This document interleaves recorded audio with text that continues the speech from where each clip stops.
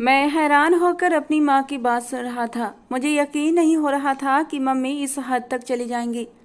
बेशक बेटियों के रिश्ते न होने पर माँ बाप चिंतित हो जाते हैं, लेकिन मुझे नहीं पता था मेरी माँ ऐसा कदम उठाएंगी। खैर, मेरी तो कोई बात नहीं थी। मैं लड़का था, लड़की मेरे घर आनी थी। मैं उसे जैसे चाहता वैसे चला था, ये मुझ पर निर्भर था। लेकिन मेरी बहन को दूसरे घर जाना था और मेरी माँ इस बात को समझने की सुध-बुध खो बैठी थी। वो किसी भी तरह से मेरी बहन की शादी कराना चाहती थी और उसकी शादी कराने के लिए माँ इस हद तक चली जाएंगी मुझे उम्मीद नहीं थी, और मुझे उनकी ये जल्दबाजी बिल्कुल समझ नहीं आ रही थी। अगर आज मैं चुप हो जाता तो मेरी बहन की ज़िंदगी बर्बाद हो सकती थी। मैं उसका भाई था और मेरा फ़र्ज था कि हर हाल में अपनी बहन का साथ दूं। मैं तुरंत माँ की बात को नकारते हुए बोला, माँ, आप मेरी बात समझने की कोशिश तो करें। सिद्रा बहुत मासूम है, बटा सटा कभी कामयाब नहीं होती। मैंने कई ऐसे घर देखे हैं जहाँ दोनों भाई बहनों के रिश्ते टूट जाते हैं। बच्चों के पैदा होने के बाद परिवारों में नफरतें पनपने लगती हैं। आप क्यों ऐसा कदम उठाना चाहती हैं जो आगे चलकर हम सभी के लिए नुकसानदेह हो? अगर भगवान न करे उन लोगों ने मेरी बहन को खुश नहीं रखा तो मैं क्या करूँगा? मैं किसी की बेटी की ज़िंदगी क्यों बर्बाद करूँ? मैं झल्ला गया था, लेकिन मुझे नहीं पता था कि मेरी माँ इस रिश्ते को लेकर कितनी परेशान थी। वो मेरे सामने हाथ जोड़ते हुए बोली, तुम क्यों ऐसी बातें कर रहे हो? मालूम है ना, मायूसी दिखाना अपने भगवान को नाराज़ करना है। मुझे पता है मेरी सिद्रा सब संभाल लेगी, उसके पास हर हुनर है। वो पल भर में ही किसी का दिल जीत लेती है। वो अपना घर सलीके से संभाल लेगी। तुम्हारे घर में कभी कोई परेशानी नहीं आएगी। तुम भी अपनी पत्नी के साथ खुश रहना और वो भी अपने पति के साथ खुशहाल जीवन बिताएगी। लेकिन मैंने ना में सिर हिला दिया। मुझे पता था मेरी माँ इस समय भावुक हो रही हैं, लेकिन मुझे समझदारी दिखानी थी। मैंने उनकी ओर देखकर धैर्य से कहा, माँ, माफ़ करना, लेकिन मैं ये कदम नहीं उठा सकता। जिस घर से लड़की लाएंगे उस घर को लड़की नहीं देंगे। यही मेरा अंतिम निर्णय है। मेरी माँ तड़प कर बोली, साहिल, भगवान के लिए ऐसा मत कहो। सिद्धरा सब संभाल लेगी। मैंने उसकी बहुत अच्छी परवरिश की है। वो बहुत ही सब्र वाली बच्ची है। मुझे सिर्फ तुमसे उम्मीद है। तुम जानते हो ना मुझे रोहन से कोई उम्मीद है और ना ही तुम्हारे छोटे भाई से। मैं बहुत गर्व और उम्मीद से तुमसे कह रही हूँ कि तुम मान जाओ। सिद्धरा के लिए कोई रिश्ता नहीं मिल रहा। रंग सांवला होने की वजह से उसे कोई अपनाने के लिए तैयार नहीं है। सबका यही कहना है कि लड़की इतनी खूबसूरत नहीं है, और आजकल लोगों की डिमांड तो आसमान छू रही है। लेकिन यकीन मानो, तुम्हारी होने वाली पत्नी ना तो सांवली है ना ही काली। उसका रंग साफ है और चेहरा मोहरा भी अच्छा है। वो तुम्हारे साथ एक खुशहाल जीवन बिताएगी। मेरी जान, प्लीज मान जाओ। मैं अजीब दुविधा में पड़ गया था। मैंने आज तक अपनी माँ को कभी तकलीफ नहीं दी थी। अपनी बहन को भी पलकों पर बिठा कर रखा था। वो इतनी अच्छी थी कि एक बार किसी काम के लिए कहता तो तुरंत कर देती। मेरी माँ मेरे सामने इस तरह गिड़गिड़ा रही थी जैसे वो मेरी औलाद हो, मैं उनकी नहीं। मैं अनायास ही उनके हाथ थाम चुका था। मैंने उनकी आंखों में देखा जहाँ उम्मीद की एक किरण थी। मैंने सोच लिया मैं उनका विश्वास नहीं तोड़ूंगा। हम 3 भाई थे, लेकिन मेरी माँ हर काम मुझसे कहती थी, क्योंकि उन्हें विश्वास था कि मैं उनकी बात कभी नहीं टालूंगा। उनकी आंखों में आंसू थे और ये मैं सहन नहीं कर सका। मैंने हर बात को ठुकरा दिया और तुरंत अपनी ओर से सहमति जाहिर कर दी कि मैं शादी के लिए तैयार हूँ, जबकि मैं सब कुछ भूल गया था कि मैं किसी से प्यार करता हूँ। कई सालों से हमारे बीच एक रिश्ता था। वो लड़की मेरी दीवानी थी, मेरे नाम पर बैठी थी। वो मेरे नाम की माला जपती थी।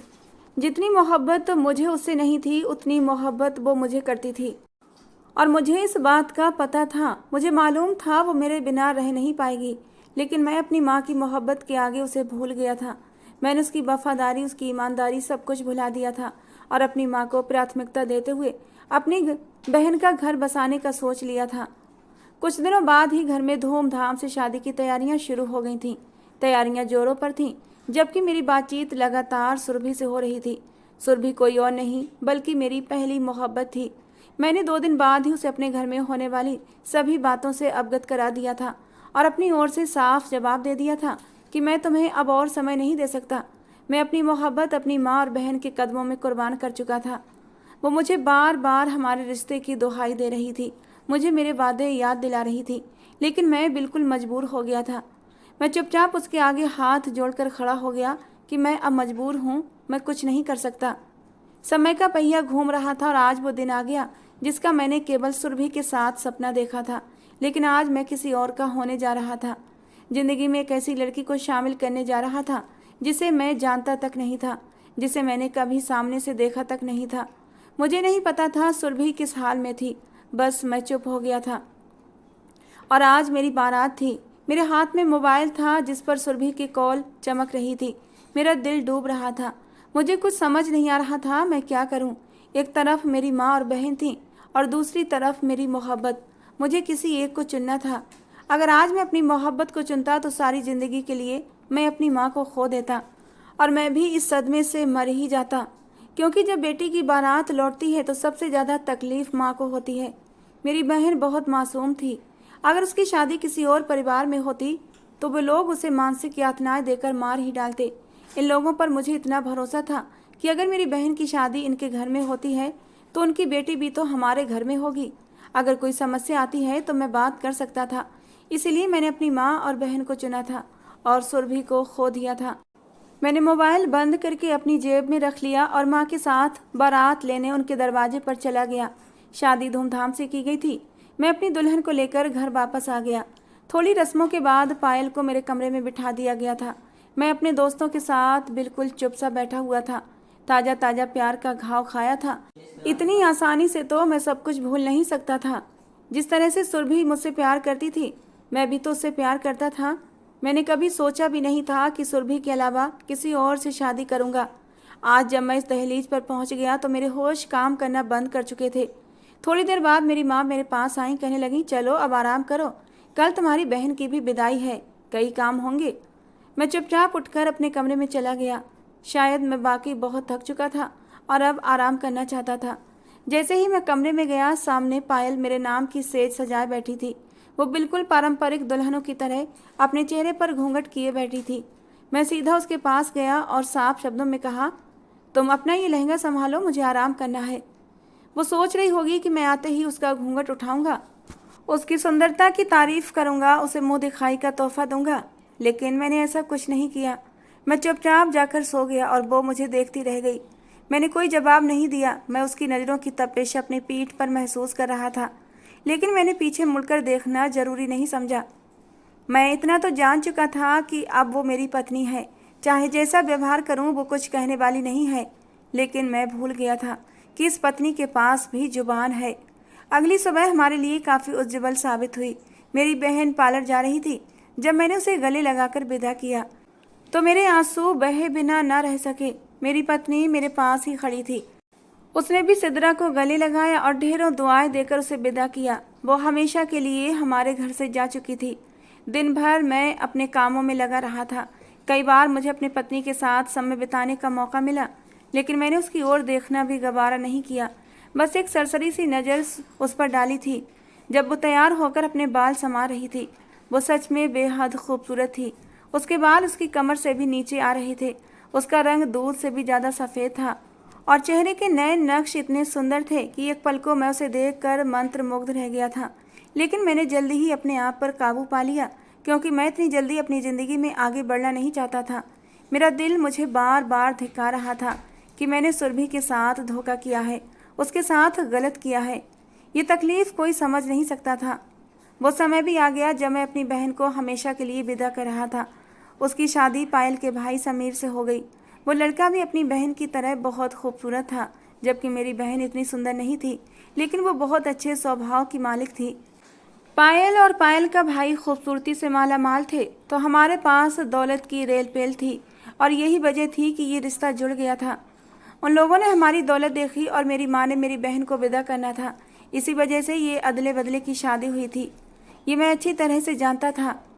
मेरी बहन हम सबसे इतना लिपट कर रोई थी कि हमारी आंखें भी नम हो गई थीं। थोड़ी देर बाद सभी काम ख़त्म करके हम घर वापस आ गए थे। आज पहली बार मेरा घर बहुत सूना सूना लग रहा था, जैसे कोई कीमती चीज़ चली गई हो। मेरा छोटा भाई तो अभी तक रो रहा था। वो सिद्रा से बहुत क्लोज था। बड़े भाई की आंखें भी नम थीं। थोड़ी देर बाद मेरी माँ ने मुझे और पायल को भी आराम करने के लिए कमरे में भेज दिया। आज फिर मैं चुपचाप जाकर सो गया। शायद वो मुझसे कुछ बात करना चाहती थी, लेकिन मेरी बेरुखी की वजह से वो बिल्कुल खामोश थी।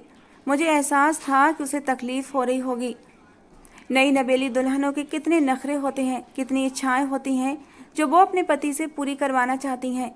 लेकिन मैं उसे कोई तवज्जो देना नहीं चाहता था, क्योंकि मैं उसे बताना चाहता था कि ये शादी सिर्फ मजबूरी में की गई है। समय का काम है गुजर जाना, और समय गुजरता जा रहा था। दिन अब सामान्य रूप से गुजरने लगे थे, लेकिन मैं अभी अपनी वैवाहिक जिंदगी शुरू नहीं कर पाया था। हमारी शादी को 1 हफ्ता बीत गया था, और शायद अब उस लड़की की सहनशीलता की हद हो गई थी। मैंने उसे ज़्यादा हंसते बोलते नहीं देखा था। वो बहुत शांत स्वभाव की थी। अगर वो किसी से बात करती तो वो सिर्फ मेरी माँ से। कई बार उसने मुझे भी बात करने की कोशिश की, लेकिन मैंने उसे जवाब देना ज़रूरी नहीं समझा।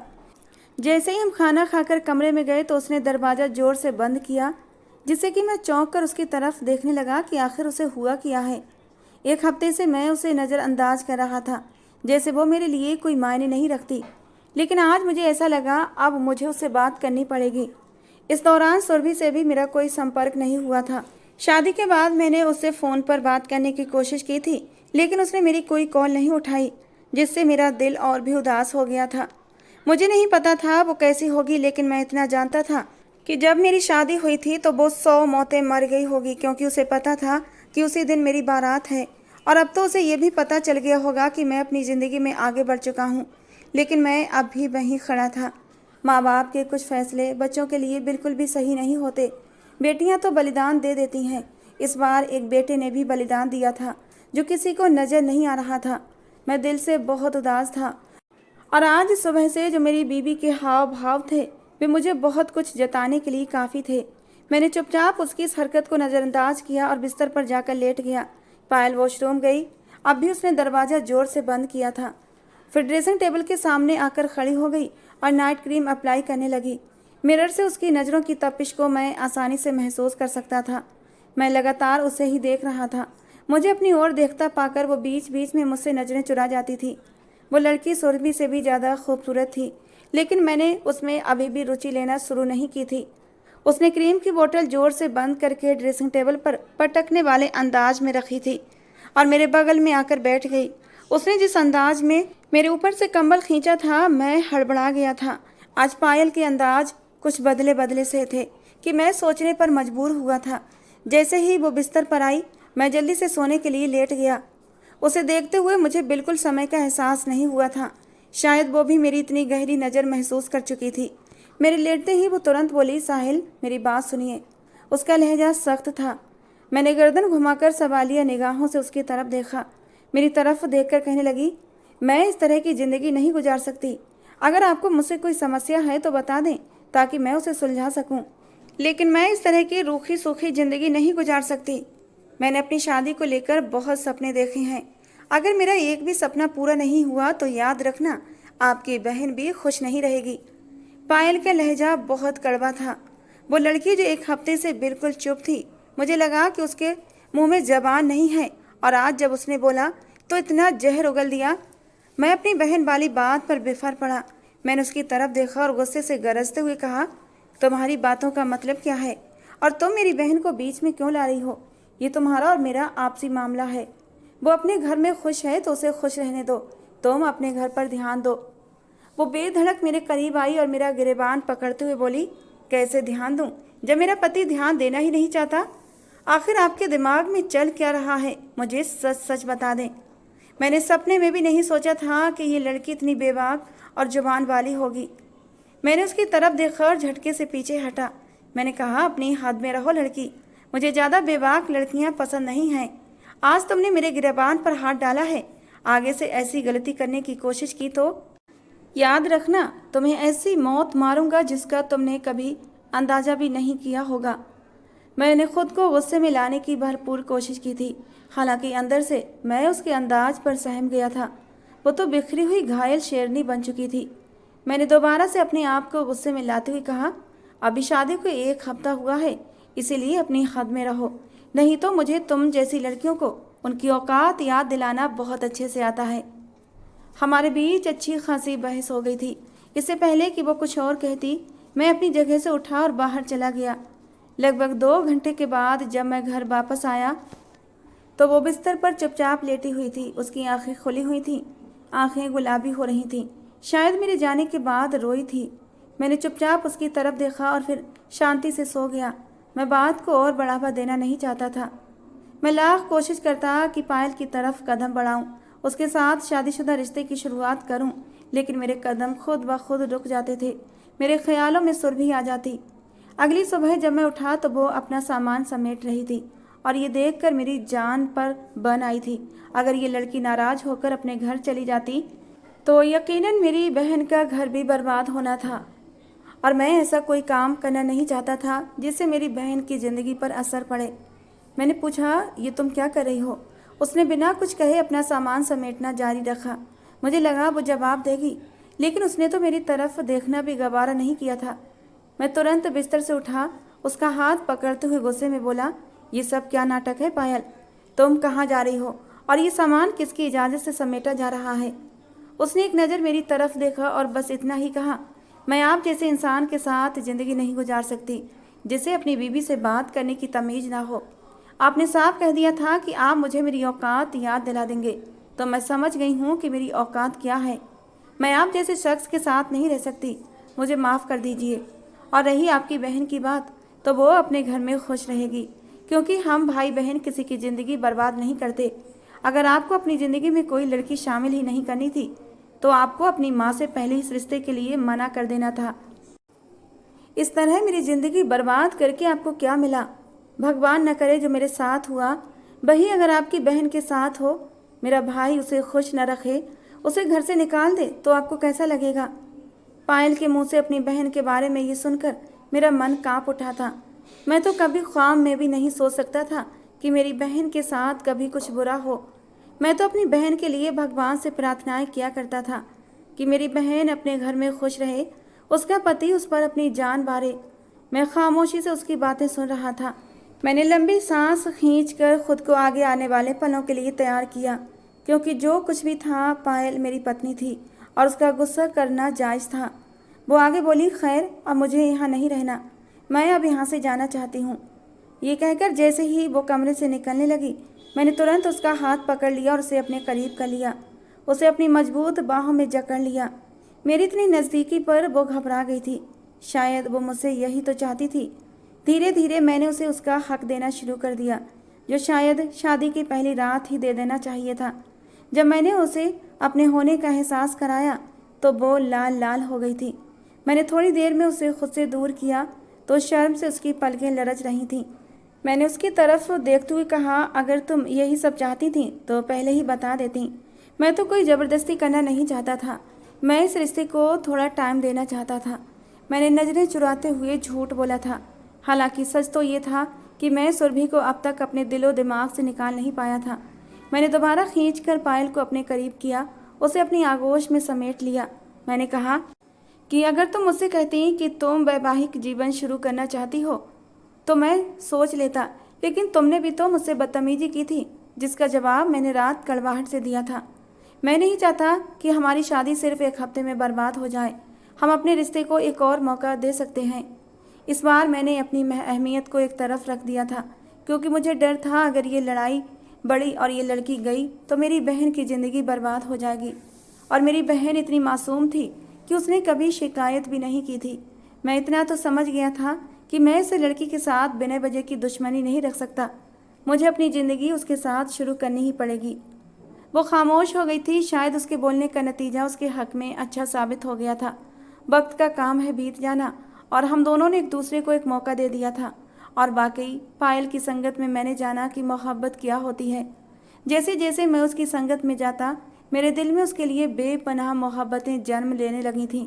अब तो मेरा ये हाल था कि ऑफिस से मैं सिर्फ और सिर्फ पायल की खातिर टाइम से पहले आने लगा था। उसकी एक झलक देखते ही मेरी सारी थकान उतरने लगी थी। सुरभि का ख्याल भी अब भूले भटके मेरे दिमाग में नहीं आता था, और मैं अपनी इस हालत पर खुद हैरान था। शायद मोहब्बत इसी एहसास का नाम है। सुरभि के साथ मेरा सिर्फ वक्ती जज्बात जुड़े थे, जो वक्त की धूल के साथ धूमिल पड़ चुके थे। हमारे बड़े बूढ़ों ने हमारे लिए जो नियम कानून बनाए हैं वो कुछ सोच समझ कर ही बनाए होंगे। हमारे बुजुर्गों का कहना है कि शादी से पहले बनाए गए रिश्ते कभी पायदार नहीं होते, और ये सच था। सुरभि से मेरा कोई जायज़ रिश्ता नहीं था, लेकिन पायल से मेरा जायज़ रिश्ता जुड़ चुका था। और सच्ची मोहब्बत जायज़ रिश्ते से होती है, नाजायज़ रिश्ते में नहीं। हाँ, मैं इस बात को मानता हूँ, अगर सुरभि के साथ मेरा रिश्ता जुड़ जाता, वो मेरी पत्नी बन जाती, तो शायद जो मोहब्बत अब पायल के लिए है वो सुरभि के लिए होती। लेकिन फ़िलहाल तो पायल मेरी पत्नी थी और मेरी मोहब्बत की वही हकदार थी, और मैंने पायल को उसके हक की मोहब्बतें पूरे मन और पूरी सच्चाई से दी थी। मैं उसका बहुत ख्याल रखता था, ये भूल कर कि अगर मैं पायल को खुश रखूँगा तो मेरी बहन खुश रहेगी। हर कोई अपने हिस्से की मोहब्बत लेकर पैदा होता है, और पायल के हिस्से में मेरी मोहब्बत आई थी। पायल की संगत में मेरी ज़िंदगी स्वर्ग की तरह हो गई थी।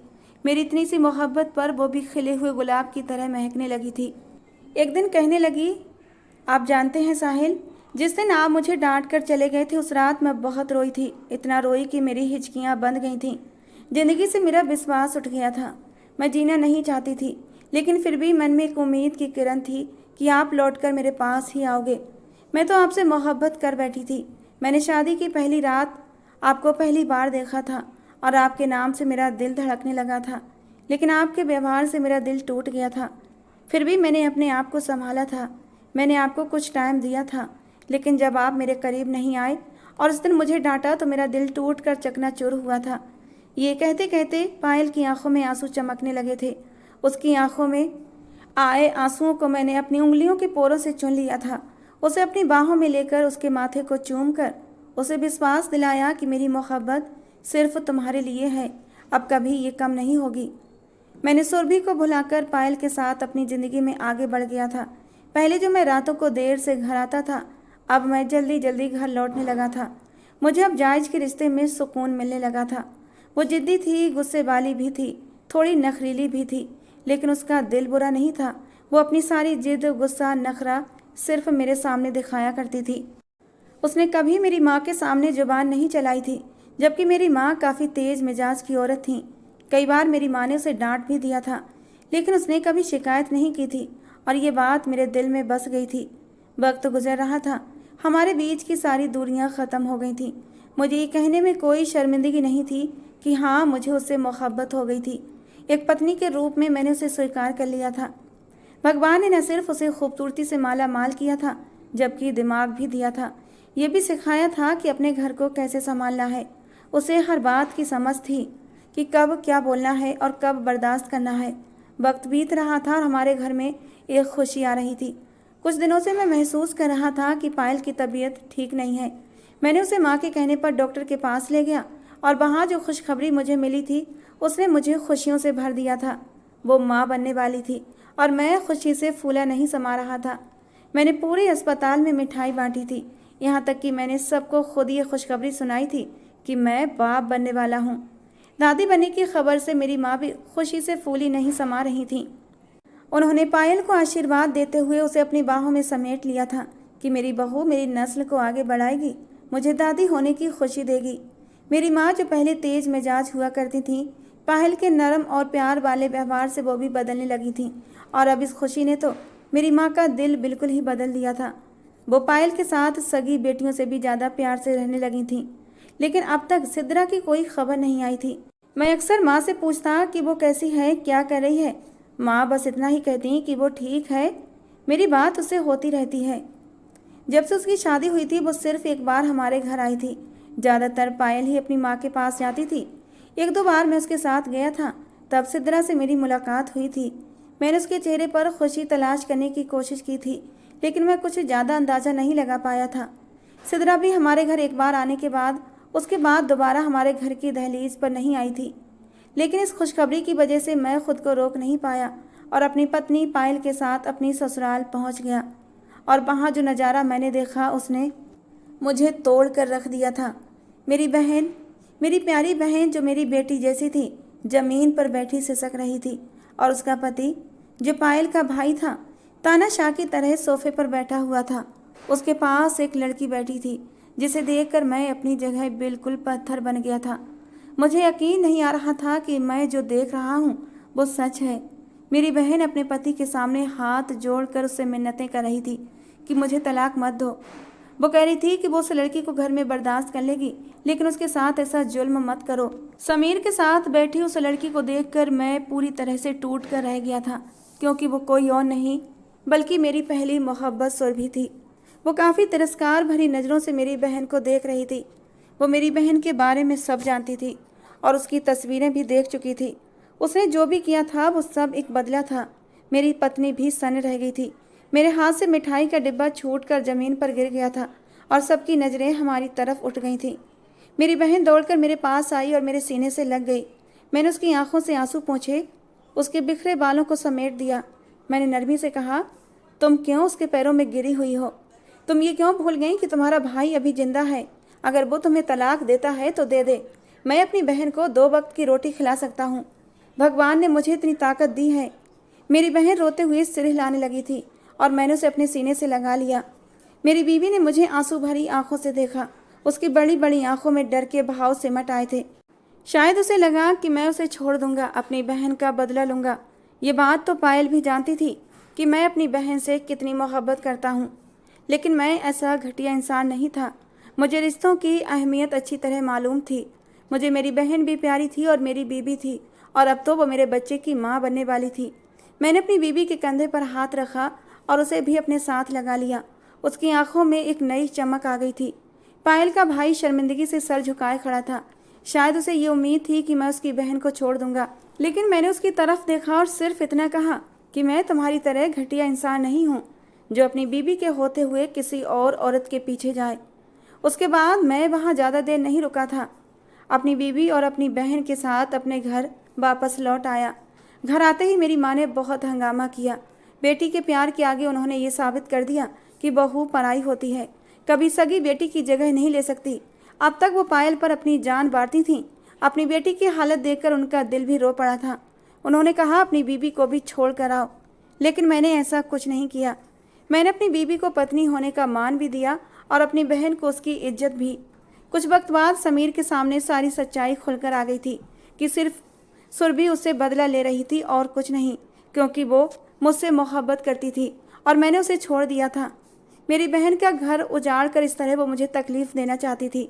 समीर ने सुरभि से सारे रिश्ते तोड़ दिए थे। सुरभि गलत थी, उसे मोहब्बत का मतलब पता नहीं था। मोहब्बत तो कुर्बानी मांगती है, कुर्बानी लेती नहीं।